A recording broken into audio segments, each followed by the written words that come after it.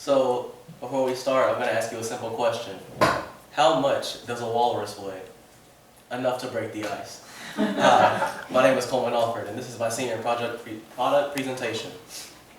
So what is senior project? Well, senior project is a large research project that consists of a 10 to 12 page research paper, a product and a product presentation to an outside audience that has to pertain to the same topic as your research paper, and then a final presentation, which is what we're in now. So that brings the question, what is my senior project about? And my question is, can music therapy actually be a viable option for the treatment of symptoms for Alzheimer's and dementia patients? Once again, my name is Coleman Alford, and my senior project teacher was April Wyatt.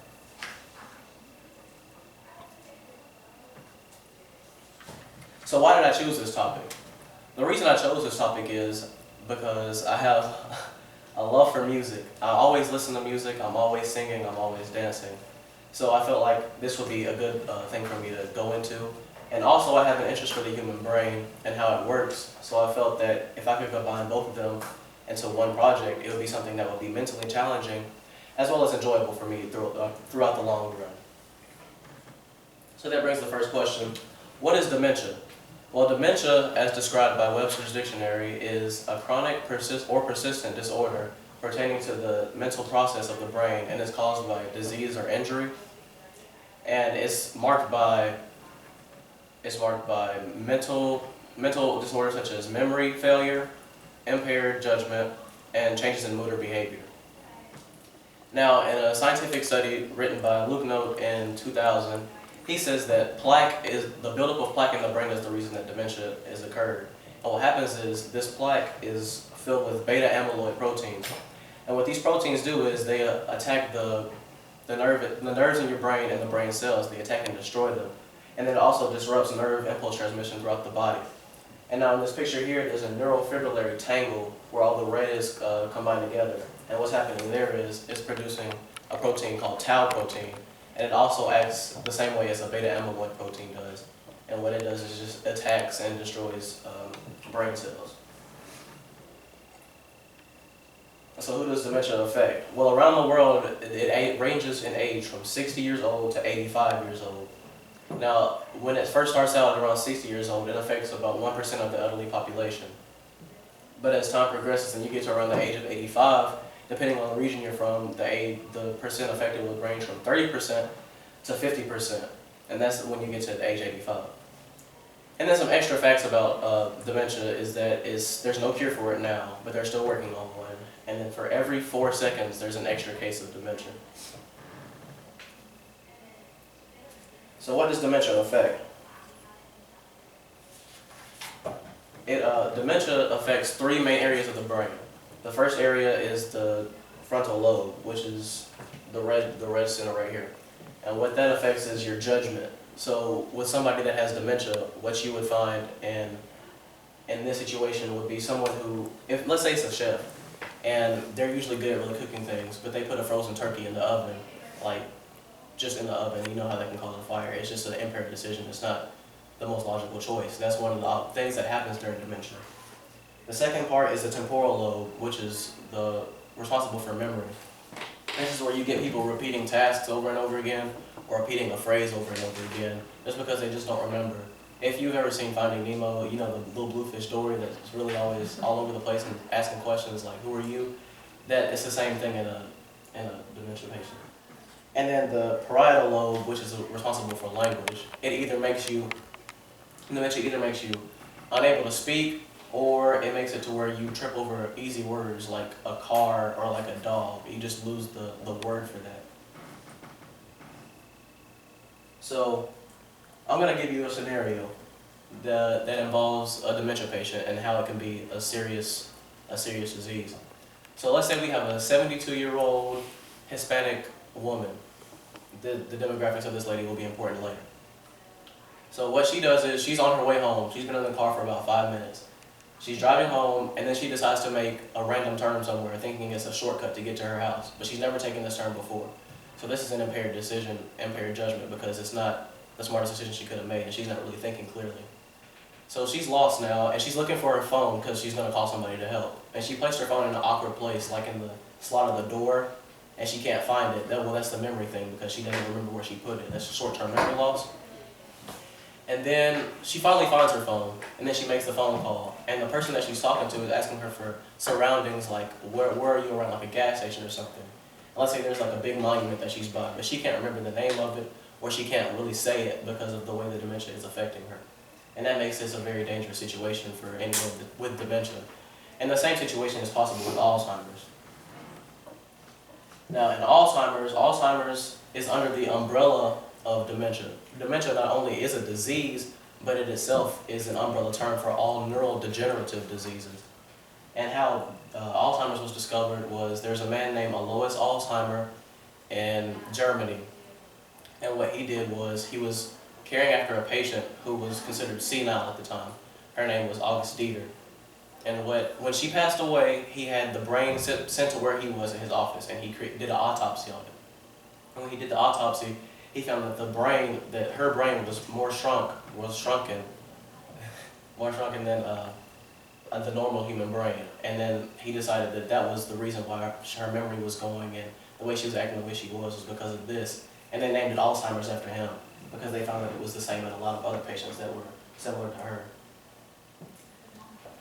So the difference between Alzheimer's and dementia, they're really close. Like I said, Alzheimer's is under the umbrella of dementia, and they both affect the same areas of the brain. So the temporal, the parietal, and the frontal lobe are all affected, so judgment, memory, and language are all affected. And also it develops around the same ages, so 60 to 85. But the main difference is the shrinking of that cortex. If you look in this picture here, there's a normal brain on the left, and then a brain with Alzheimer's on the right. And you can see that the brain with Alzheimer's is closer together, shrunken, than the one on the left. And that's what Alzheimer saw in August Dieter's brain. So there's two big types of Alzheimer's. There's early onset and there's late onset. And in early onset, it happens right before the age of 60. And in early onset, what actually happens is there's an extra 21st chromosome that's produced in the brain, and it's similar to how it is in Down syndrome patients. The only difference is it happens later in life. So in Down syndrome kids, when it happens when they're younger, that's how they get Down syndrome. But when you get older and the extra 21st chromosome is produced, it becomes Alzheimer's. And then late onset Alzheimer's disease starts at the age of 65. Or it starts around the age of 65. And what happens here is there's a mutation on the gene of the 10th chromosome. And it's not like any other disease like early onset is. It's kind of in a category by itself. But it just acts as the same way. And the only difference really between early onset and late onset, other than what gene is affected, is just the age that it starts at. So in early, it's around before 60, but around the 64, that's when you can classify it as early.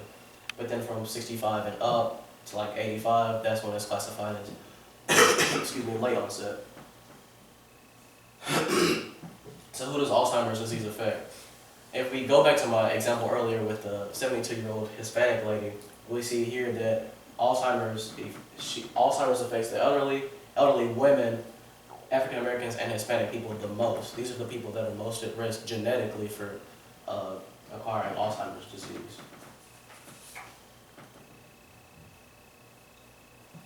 So now we're to the music therapy part, and music therapy and its applications.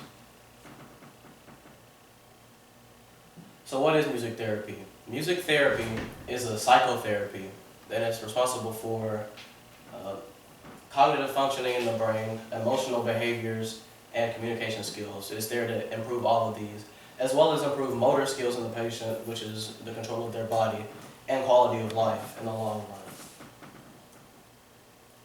So one way that it's a helpful tool is through autism.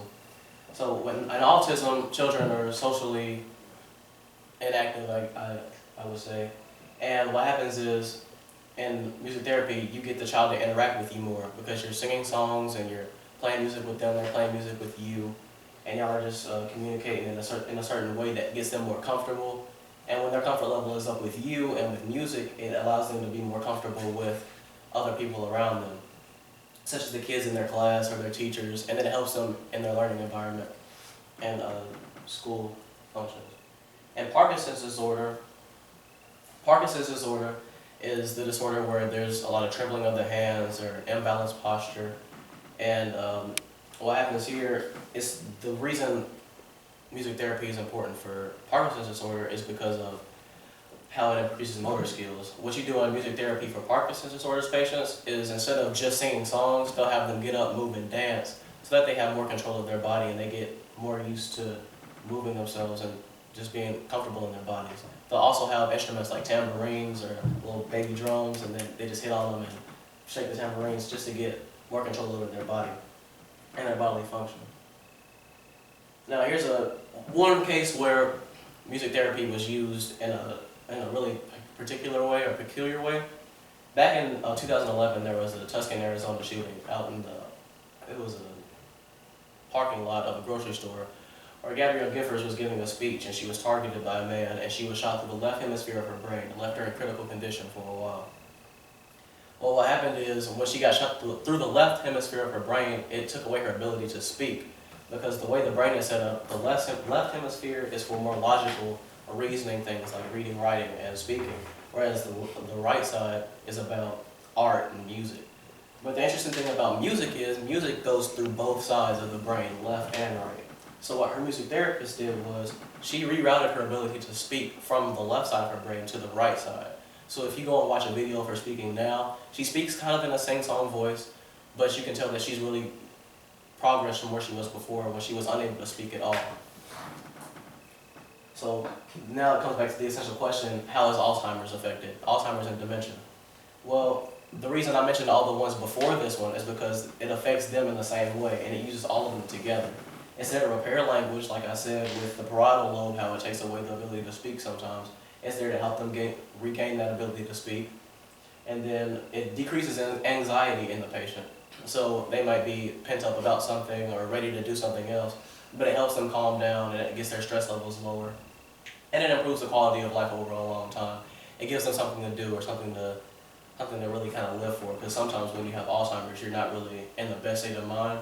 And it's also about changing moods and behaviors, because people with Alzheimer's and dementia are not always in the best mood. Their mood changes from happy to sad very fast. It's very close to bipolar disorder, how fast their mood can change in an instant. So now we're to my product.